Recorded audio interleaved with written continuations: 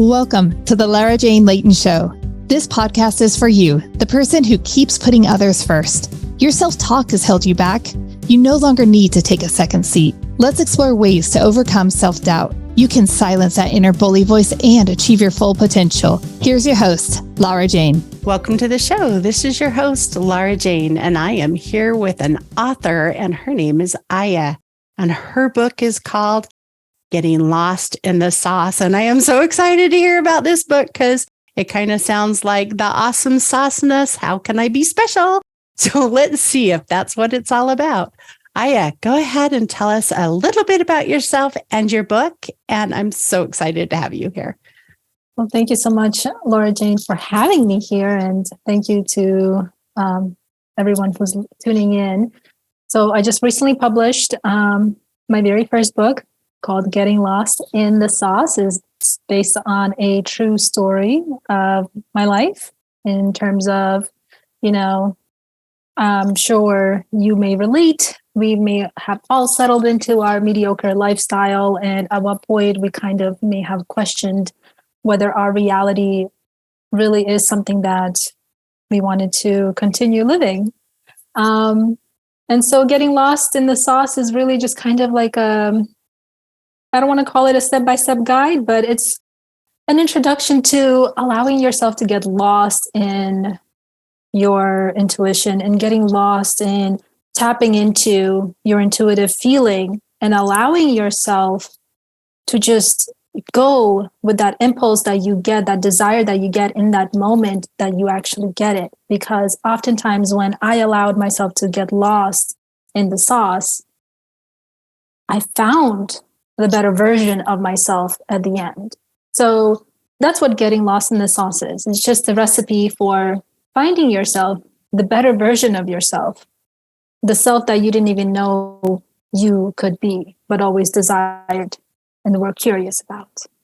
Oh, I love it. I'm wondering now, when I get intuition, sometimes I doubt it. Do you have a secret on how to trust our own our intuition? Yes, that's a great question, because that was me before I allowed myself to get lost in the sauce. So once I built that muscle, and I think it has a lot to do with practice, right? Like once you get that intuition, I'm like, this is what I want to do, or maybe this is how I'm feeling. Like it's a positive energy or a positive thought or a negative thought. Instead of doubting that intuition, that intuitive feeling, removing that doubt altogether, removing that fear altogether, and just going for it with the curiosity mindset, like just going for it. It's almost like you're about to jump into this like cold water and it's going to freak you out, but like your mind is like freaking out, like, oh my God, it's going to be cold. I'm going to be in shock. And you're creating all these crazy stories for yourself. Why don't you just shut your mind for a moment, because it is only a moment, unless you allow it to be more than a couple of moments, and just jump and experience that moment of just like jumping into the cold water and seeing how it feels. And you might be surprised, because that experience in itself is what's going to be the most exhilarating and delicious experience of your life at that moment. Does that answer your question? Yes, just do it, because you're not going to know whether it's going to work or not until after you've taken the plunge. Yes. And it's going to take practice to just remove that doubt, remove that negative self-talk. But the more you do it, the more you experience those delicious moments, the more it's going to get addicting, and the more you're going to want to do more of that. So it's really just like building a muscle of being more fearless, removing that doubt and just going for it. I love it. Yeah. I definitely want to read this book. Do you also have an audiobook? I should have asked you ahead of time. I am working on the audiobook. It's on ebook format as well as paperback version, and you can find that on Amazon. And so, in the link in our show notes. Yes. Yes. So we're working on the audio version. Coming soon. Okay. My avatar is a very busy person, and so we take advantage of our commute by listening to stuff. So, I love duly noted. Yes. Yeah, no, that's what I did for 30 years, as commuting to and from the office is listen to audiobooks and just engage in that. And I think it's the great way to learn while you're just commuting. I want to say wasting time. Good. It's not a waste of time. Absolutely. Yeah, no, you're absolutely right. So I actually, in my previous life, as I like to call it, before I got lost in the sauce, I used to also work in corporate, and I was in higher education selling textbooks and homework solutions. And in my corporate job, it basically, like, what I learned was people are not just like a one size fits all when it comes to learning. We're all learning from different ways, right? Like some people like to read books. That's how they retain information. Some people actually like to write things down. That's how they retain information. And some are audible learners. So you're absolutely right. Yeah, I have to have them both. I hear it on the way and then I come home and underline it in the actual book. Yes. Like, this is what I wanted, because it kind of gives you that dual entry. It's kind of like when you write something down, you remember it better than if you just say. So I like as many ways to remember things as possible. Repetition is the way to go. Yeah. So what got you to wanting to write this book, or what experience? I'm sure it was your intuition, but what experiences brought you to this point? That's a great question. I really just wanted to share my story. What experience led me to write this book? I think it was just so much that was happening. I'd say about 5 years ago, there was a time when, I felt like my life did not have any purpose. Like my avatar, like you mentioned, felt like it was taking up so much space on Earth. I was just actually questioning whether I wanted to be here or not. And at that point, the moment that I asked that question of whether or not I wanted to live, it was almost like that rebirth moment for me of like, okay, let's assume you died and you came back to heaven. Well, no, let's assume you died and you came back to Earth again. This is your second chance to live your best life. What does it look like right now? Go do that thing. And once I had that reality check, I really focused back to bringing my energy back, because I was depressed at that point of, I feel like you have to be in a very negative, dark space to even question your existence. And so I was in a very dark space at that time, a few years ago. So once I made that leap of faith of like, okay, this is my second chance at life. Let's get my energy back up. I don't know what that looks like. So I started to focus on my health, made the conscious decision to leave my husband. So ended up getting a divorce, focused on my health. I was over 200 pounds. I was overweight. So I started to focus on my weight. And within a year or two, managed to lose almost 100 pounds. And throughout my relationship with my husband at the time, we were together for 13 years. I've always had this desire of acting and modeling, but my self-esteem was so low, I didn't even think that was attainable. And so after that promise, lost that weight, started following my passion for acting, signed up for acting classes, became a full-time actor, became a model. And I was just like, okay, well, great. Now that I had picked up this momentum, what else do I want to do? Now I had this like hunger, that desire of like, I'm going to check everything off my list that I've always wanted to do, but always felt like I wasn't good enough, experienced enough. And so for me, I always wanted to be a business coach, became a business coach. I wanted to be a marketing consultant, became a marketing consultant. Then I became a screenwriter, and then I became a writer. And I'm like, okay, well, now I want to be a published author. And boom, then this book just came out of me. And all because I just really allowed myself to follow that intuition. And of course, that journey, even though I would say this journey has been about like 4 or 5 years of coming to fruition. And there were a lot of times of that self-doubt that kept creeping in. And I had to work on it like a muscle of just like removing that negative thought and just leap of faith, jumping into this cold water, just following that desire, following that intuition. And it led me here of publishing my book and just getting everything I always wanted, bringing it to fruition. So that's so awesome. I love the live your life as if you just, well, I'm going to use the word resurrected. Like I died and I have a second chance today. Because you hear it all the time, like every day is a new opportunity. Yeah. But I never really thought of it as live your dream life, live how you really wanted to live, not how we feel like we have to. So I love that. Definitely something that I can take advantage of. And as you were starting to live your dream life or your new reality, did just everything seem to start falling into place as you started to follow your intuition? Or I know I still struggle at times, but it's because of my own self-doubt. It's like, nobody's going to want to listen to you. So like, I'm so excited to read your story. Just how do you, and I know you already kind of said you just need to just keep doing it, but I have that bully voice in my head that keeps telling me, you're just never going to make anything out of your life. So how did you silence that held you back? Yeah, that's a great question. So I didn't. I ended up actually inviting that negative self-talk, and I created space for it in my mind, and a lot of times we spend so much time alone.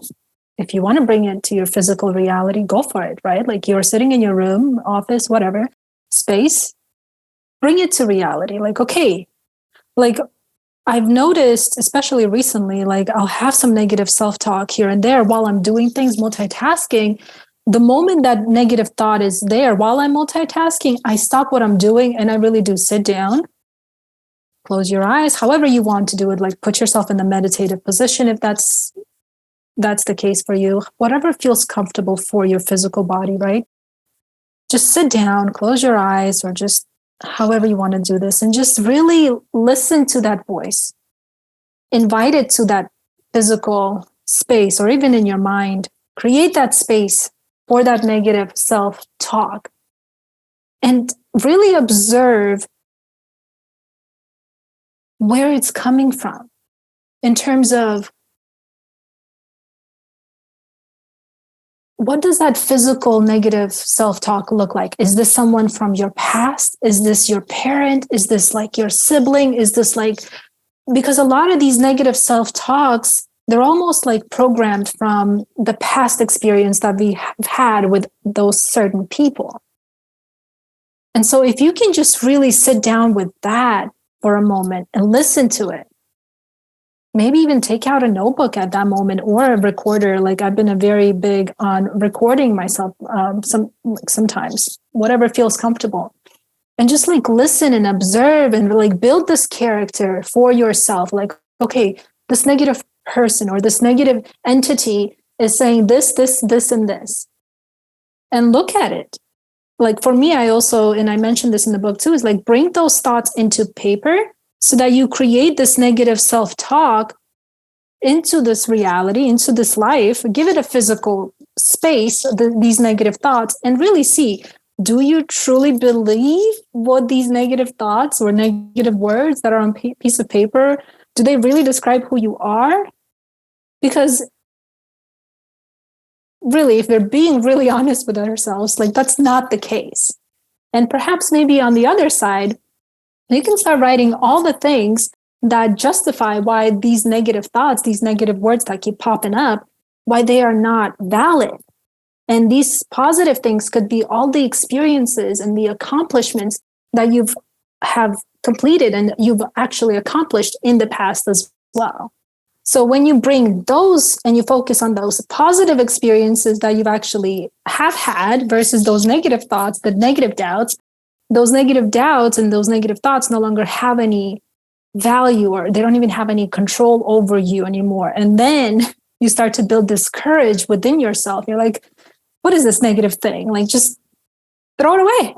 And then just, it's again, it's that practice of disengaging from these negative thoughts. So like, that's what I usually do. Well, I used to do that in the past. That's how I compared. But like now, so now I just kind of like, where's this coming from? Who is this that's talking to me? Go away. I love that. I love that. Where's this coming from? That's amazing, because that's really, what past trauma am I replaying in my mind? Because this is irrational for right now. Yeah. One of the things that your story made me think about is, and one of the things I like to say is, become your own best friend. Really, who is it that's going to stand up for you? And as you're telling your story, I was thinking about, if my best friend was having a bad day, I wouldn't go, you're being weird, you're being silly. I would be like, oh my gosh, I'm sure that hurts. Let's talk about it. Let's experience it. Let's work through it till you feel better and understand where it's coming from. So, in all of the things you're saying, it's like, oh, if I was my own best friend, I would sit with it. I would acknowledge it. I would allow it and then let it go, because I would change it or help them, understand a different way of looking at the pain, or, whatever it was that they were experiencing. And that's what I do in my brain. I like, okay, I'm not going to be self-limiting in the words I choose to tell myself. So I'm not stupid. I have the ability, I'm intelligent, I can learn, when that thought comes through my head of, oh, you're so stupid. No, I just haven't learned that yet. So it's okay. Yes. Yes, absolutely. You're right. We are our own best friends. I consider myself my biggest hype man. Like, I have to pump myself up. It's our responsibility to pump ourselves up. It's our responsibility to support ourselves. It's our responsibility to be confident in ourselves. We cannot rely and give this power to other people. Oh, absolutely.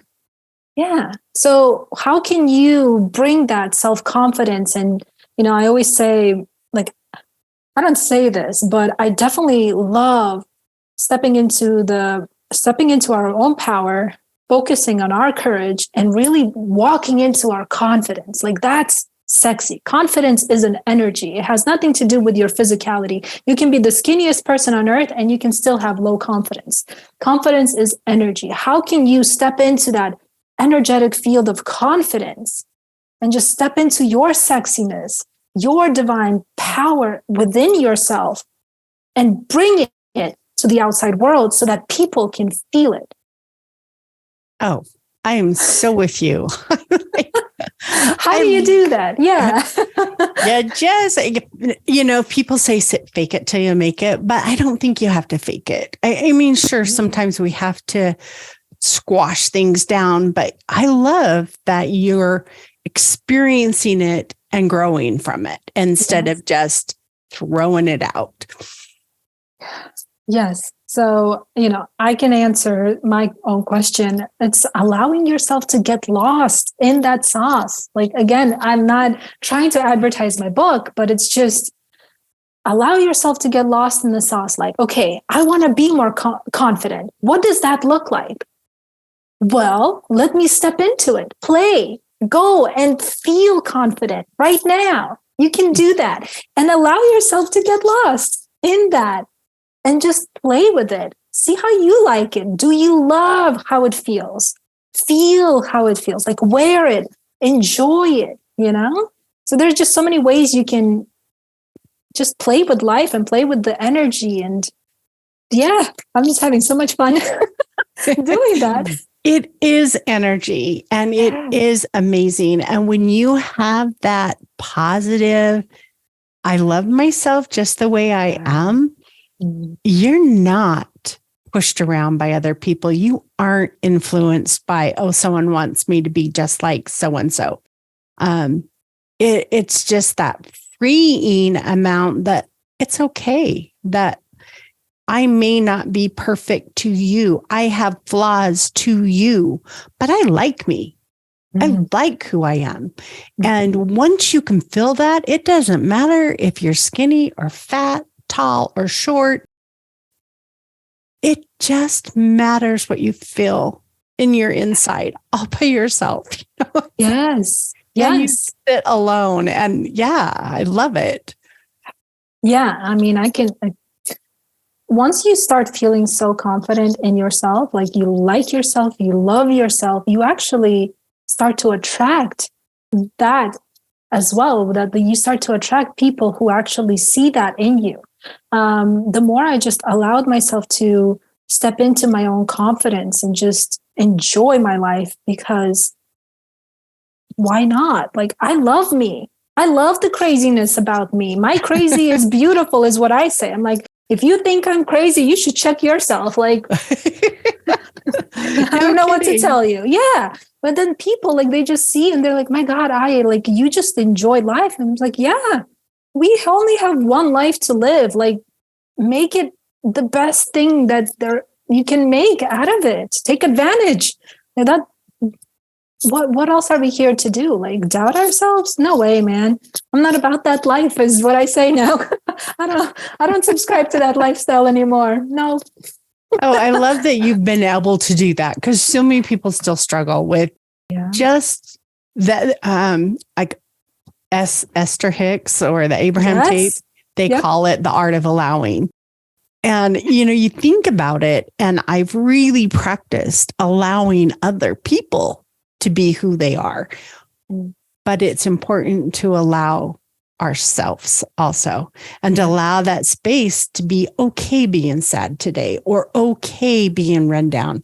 We have our ups and we have our downs. And sometimes I call it, the garden needs the rain and the sunshine to really grow strong. And the trees are stronger because they have the wind, then they have to put down more roots. Things that challenge us add strength. Yes. So it's like, embrace it, because you don't want to be weak. If we had no ups, whatever that word is. Ebbs and flow? No, opposition. We had no opposition. We would be the weakest, most boring people in the world. Yeah. So can you imagine someone who never had to go through any challenges? Yeah. They would definitely not be positioned well in life. Yeah. It'd be coddled.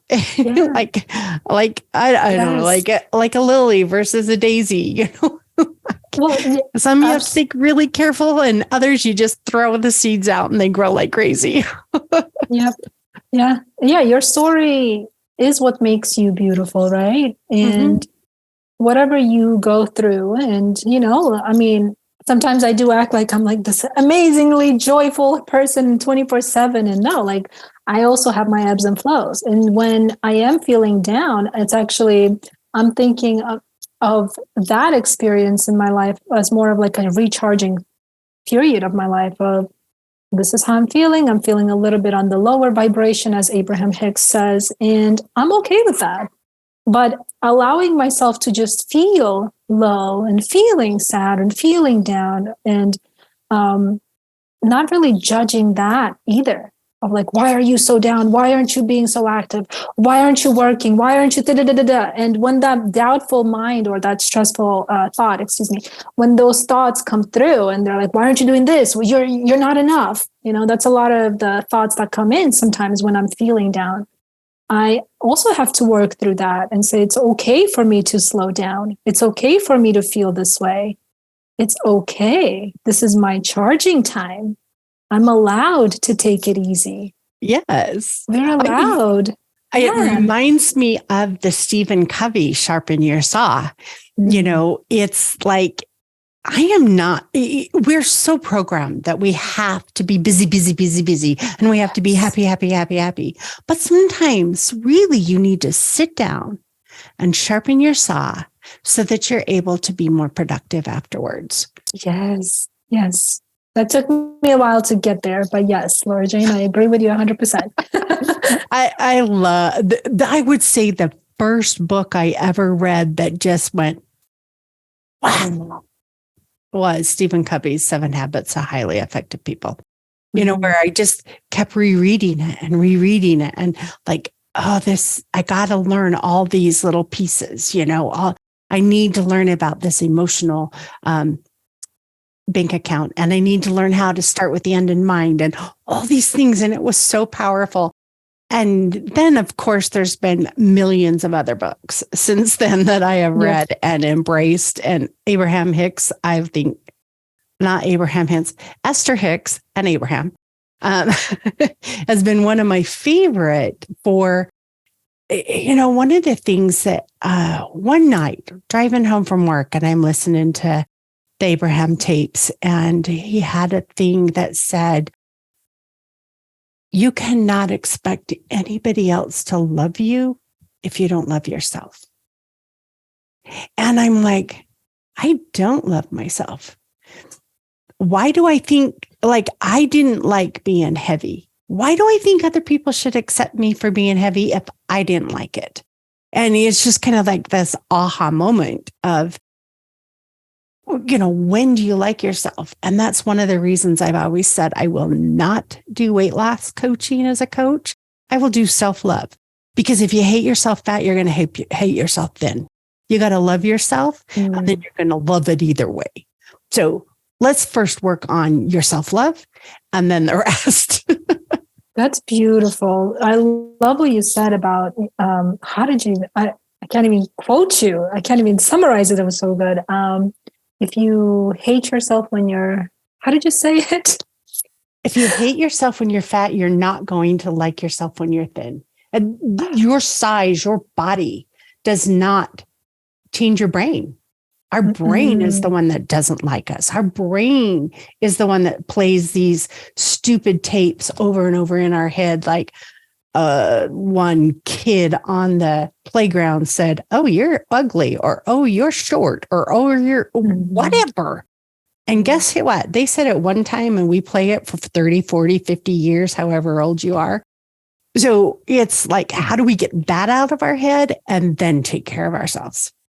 And when I say out of our head, I know that a lot of people have a problem with the silencing, because we do really, I don't want to get it out. I want to reground it. I want to ground it to something positive, something that's going to help me and help me grow. And so that's why I think I want to read your book so bad. I'm gotta go on Amazon right after this and buy it. Thank you. But I just have to say something that was just brilliant. I'm going to have to sit with what you said, but I wanted to share my experience in what you said, and that, when I began my journey, I did lose 100 pounds, and I did reach at one point I was a size 16. Then I reached the size 4. That's when I was modeling and acting in San Francisco. And I just was never happy. One, because I just couldn't believe that it was me, that I lost so much weight. And, I admired when I would see myself in the mirror, like, wow, this gorgeous person, like, I can't believe that's me.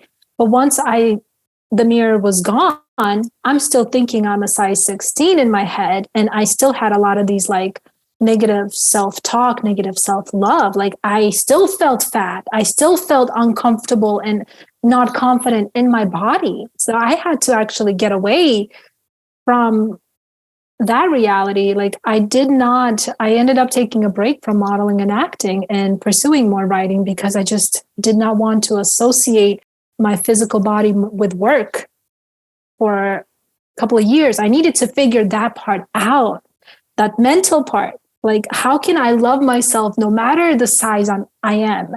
And so right now, like, I think size 6 or 8, and I'm just loving it. Like, I'm learning to love my body every single day, no matter what size I am. And through that love, I genuinely do believe once you actually love your body and accept it for who you are right now, does that weight loss journey begin. Because now you're really consciously aware what you're putting to your body, what you're feeding your body. So I've been really trying to tune into that more of that self-love, physical self-love, and just appreciating where I'm at right now.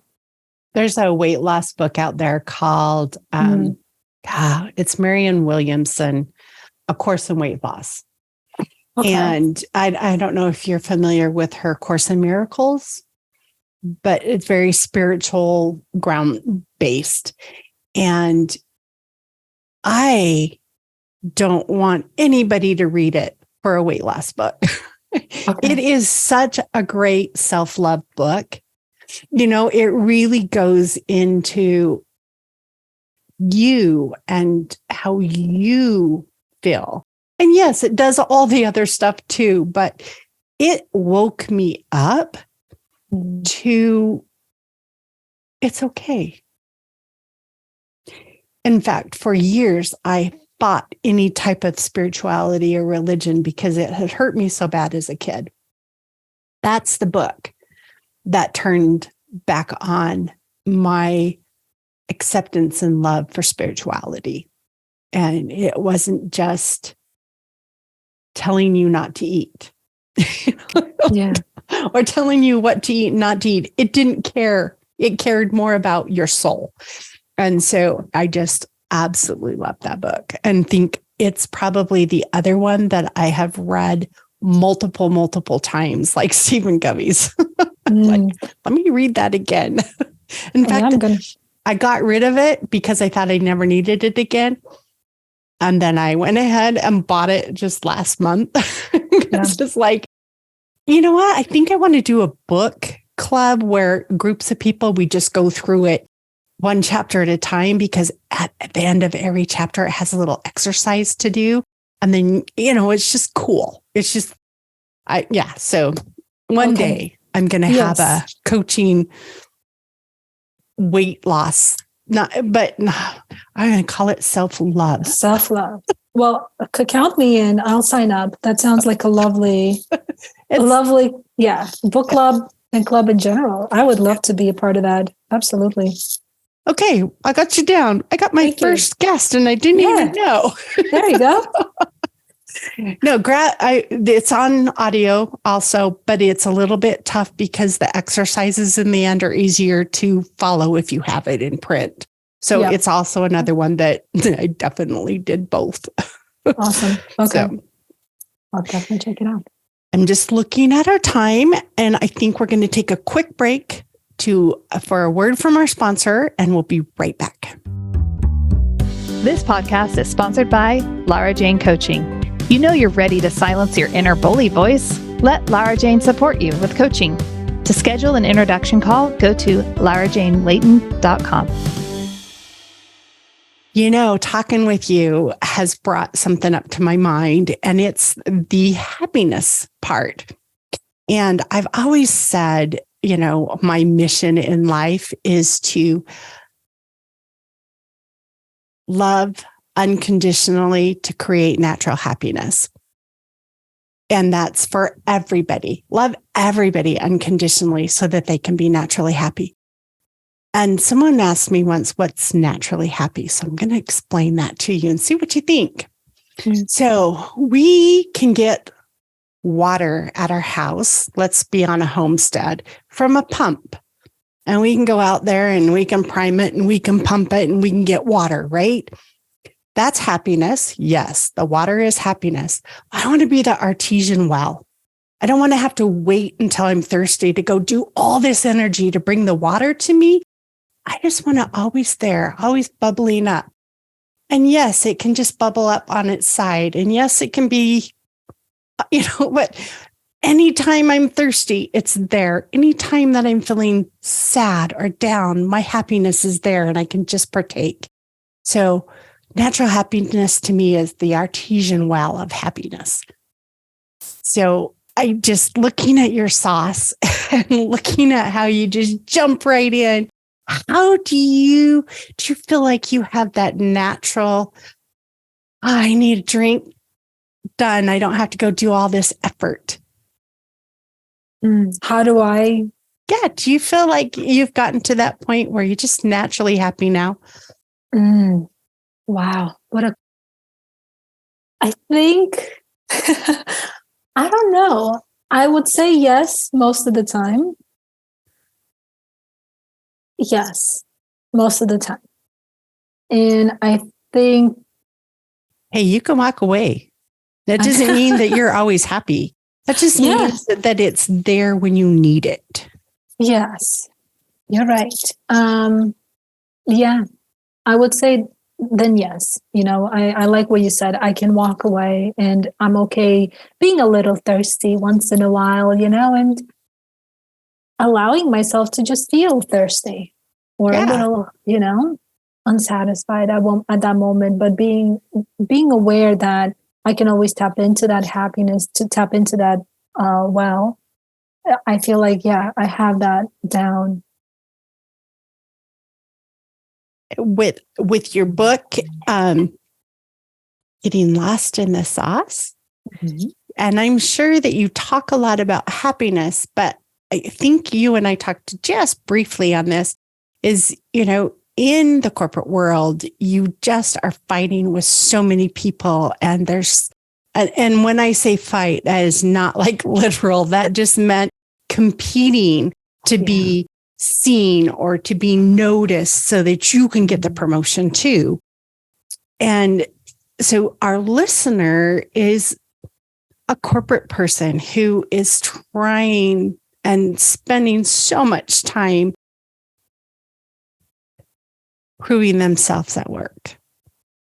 That how can this book help them be comfortable with who they are and not have to drive so hard? I don't know if that book will be able to help in on the corporate side, but I do believe that on the spiritual side, it will. And I do believe you bring yourself wherever you go, whether it's corporate world or spiritual world. It doesn't matter. I think you still bring your spirituality with you. There are just sometimes where you really expose your spirituality or spiritual belief, and other times where you kind of hide it, right? And I feel like in the corporate world, we hide a little bit of that because we are accustomed to having this idea that we have to put this facade on because we're in the professional world. We have to be a cookie cutter professional, right? And when you actually allow yourself to get lost in the sauce, and when you can allow yourself to step into being your true self and realizing that you are that colored pencil in the row of all the black and white, and being okay that you are the only one that's going to stand out as this colorful, beautiful being in the row of black and whiteness, then you're also giving yourself the permission to just be who you are, embracing who you are, and then being able to speak your truth at that moment. And not like freaking out and like saying, hey, I'm going to cuss you out and I'm going to tell you where to go. Because there have been many times in my corporate world where I'm like, I'm this close. I'm very close to just telling this person off. But if you can just do it in the most, coming from a place of love, right? Like, hey, this is how I'm feeling. Or, hey, like just embracing yourself from a place of love and stepping into that place of confidence and love at the same time. I actually feel like you're going to bring in more color into this gray world of the corporate industry or the corporate world that we have. Unfortunately, it's so gray and so black, and it's just gray. It's dark. It doesn't have color. Like, bring yourself out. Bring the color. We need more color in the corporate world. I think it's funny because you said you don't think it would help, but everything you said will help. Everything, once you identify who you are and you embrace it, you're authentic. And people want to be around you. People want you on your team. People want to work with you. And so I think that it for sure is going to help anybody that's struggling in the corporate world. Thank you, Jen. I appreciate that. Yes. So I think we're close to time. Is there any last wisdom that you would like to bring up?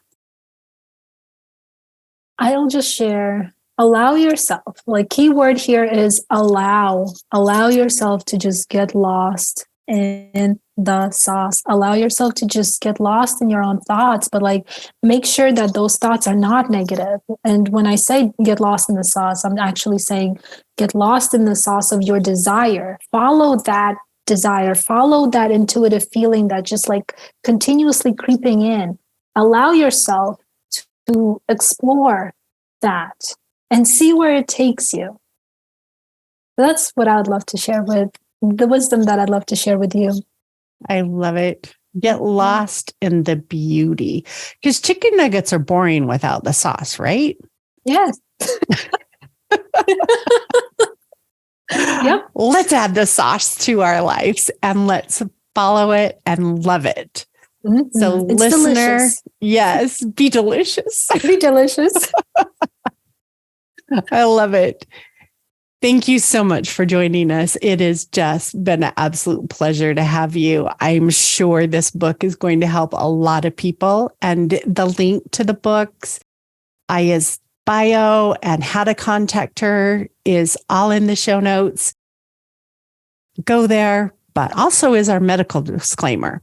Aya and I are not medical professionals. We're not mental professionals. We have had life-changing events that we want to share with you. So stay tuned for the next episode. Talk to you soon. Are you tired of waking up exhausted? You are not alone. If you're looking to take your life back, let's start with the simple step of adjusting your self-talk. Stay tuned for the next episode with your host, Lara Jane. Remember to follow the show so you don't miss a next simple step that you can use to feel more confident. And please leave an honest review.